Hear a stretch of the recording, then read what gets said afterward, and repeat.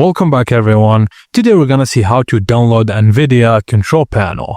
Firstly, right-click on your desktop and select Display Settings, then Advanced Display Settings.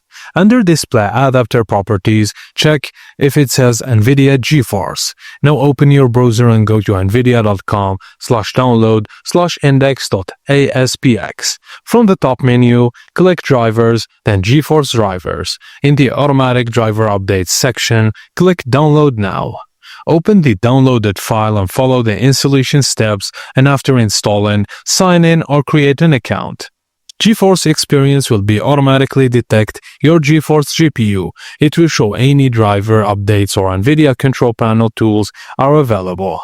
On the Drivers tab, click Download to get the latest update. Once downloaded, click Express Installation to install it with a single click.